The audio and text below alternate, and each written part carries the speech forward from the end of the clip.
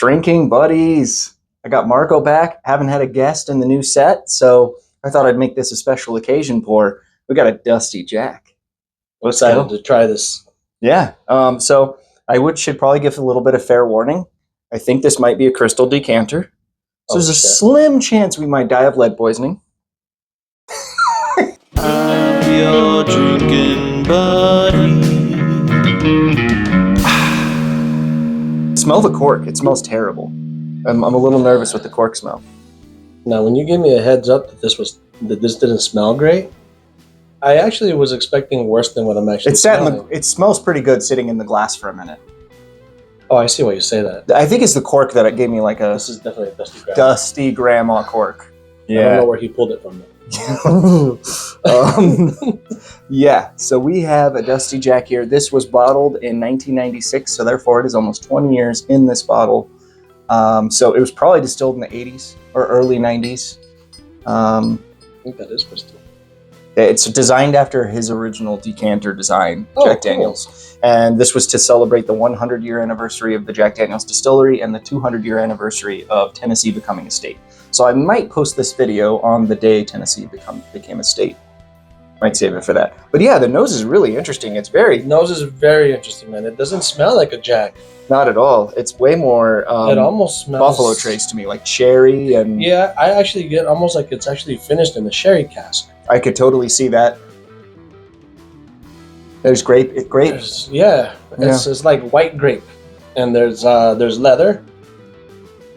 You get the orange. Here's a little bit of orange, a little bit of a honey thing on here. Mm-hmm. And dust. Yeah. It's dusty. Dusty for a dusty. All right, let's go. Let's see how this Cheers, is. Man.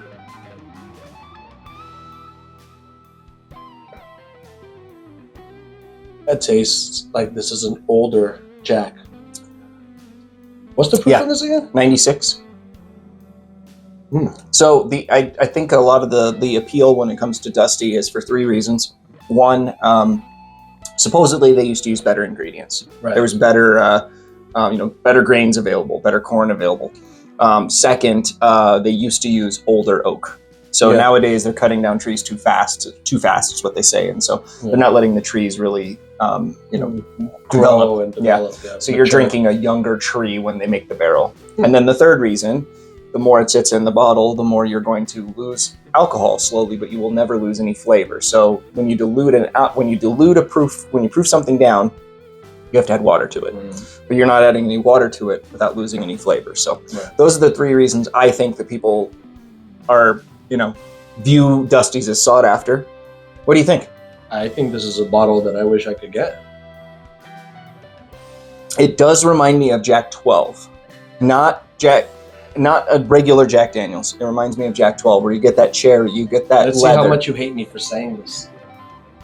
I bet you anything you want, if you put a Weller 12 right next to this, it probably tastes very similar to that. You might be right on that, because I get that cherry is really prominent. I get leather on that. Leather on the Weller 12 for sure. And you can tell this is not a weeded, but it has that similar characteristic. I don't get rye spice though. No. You could fool me and say that this was a weeder, and I would believe you. I really want to say that this is very close to a Jack 12. Yeah, to a Weller 12. I believe for myself, I love Weller 12. I think Jack 12 is one of the best whiskeys I own. And if this is, on par with that, I would say that this is definitely a success. I'm very glad I opened it. Me too. Yeah. Thank you for sharing. But this is surprisingly really good. Yeah, I'm very impressed. And I'm not saying that because it's a Jack product. I'm saying that just because of the fact that how old this is. This for sure. 30 years old, right? 30 years in the bottle, 28 years in the bottle. Yeah, I was thinking about it, and I know my good friend Randy over at Bourbon Real Talk likes to do a sample pack giveaway in a lot of his videos. So I thought, drop a comment down below, make sure you're subscribed, and like this video, and when I'll do a random selection, and the winner gets a sample of this and a sample of, we talked about Jack 12, we'll throw in Weller 12 there, and maybe Jack 10, something like that. It'll be a cool little pack of whiskeys to compare in that older a non-barrel proof age range, higher age range. Depending when the Jack 14 comes out, maybe I'll get you 2 samples of that, one for you and one to ship off along with that. That one is going to be a very highly sought after bottle. I think that's going to. I know I'm at least getting one. Nice. Yeah, and it's barrel proof too. Yeah, I know. I know. So, yeah. Man, dude, this is surprisingly good. I am very impressed. I was a little nervous how old it is. When I opened it and I smelled the cork. I was like, oh, something went wrong. We might be in trouble here. But it's just, it's not like a moldy smell. It's like it's like a dusty cork smell. Yeah. I mean, really, it's probably what the residue from the cork on there. You probably can clean it up. Maybe I should switch the cork out with something else. Nah. It's giving it character. It is. It's giving the whole bottle character.